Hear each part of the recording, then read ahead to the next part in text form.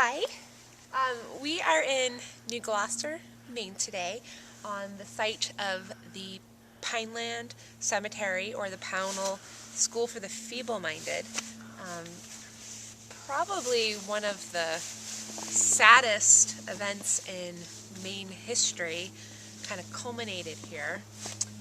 We have a series of stone markers that were erected for patients who both died at the school, and most notably we have the residents of Malaga Island, Maine, right off the coast of Phippsburg, where in 1912 the 45 residents were forcibly evicted by the state and local government. The homes were bulldozed, and the small cemetery, which housed 18 bodies and graves, were dug up because people didn't want them there.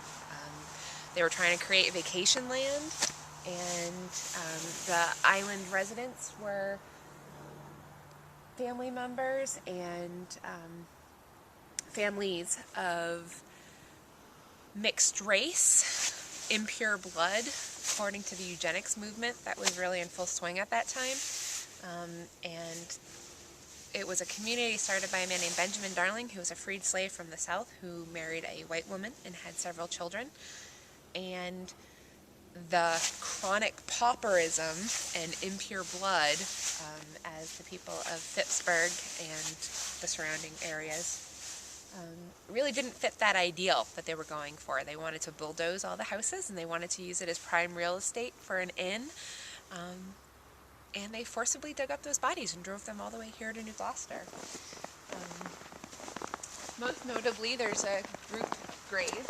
They're all group graves, but there's 5 children from the Griffin family and 3 children from the Easton family. No one even bothered to name them. Well, on the stones. On the stones. So largely their names have been forgotten for history. But they're all along this road.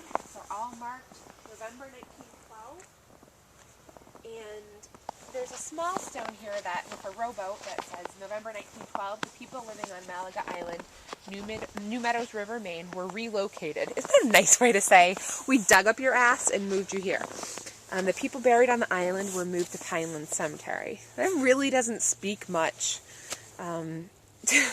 to really the injustice that was done to these people. It wasn't until 2008 when the students of Bath Middle School, the Greenhouse specifically, a school that Kathy and I both have proudly worked for. They do really great expeditionary learning work.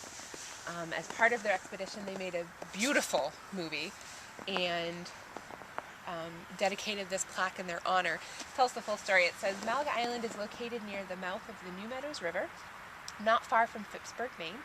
In 1912, the state of Maine evicted all 45 residents living on the island. 8 people were displaced to the main home for the feeble-minded in Pownal, which is the field behind us is where the school was, and it's now been destroyed.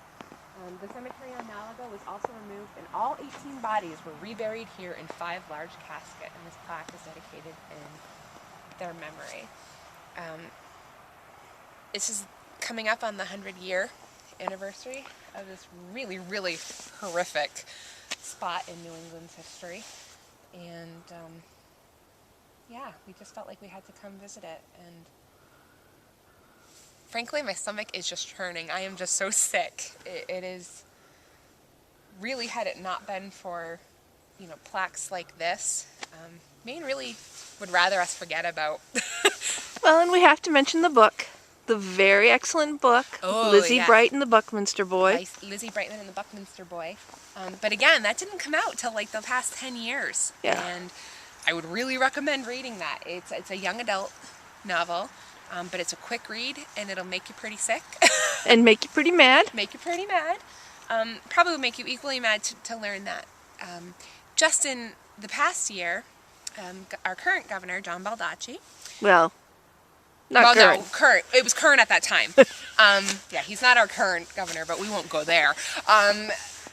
Released a statement of apology to the descendants of the family. However, it was a statement of apology from both him and members of the Congress. However, they didn't notify anyone that it was coming out. So it was kind of a fake apology, really.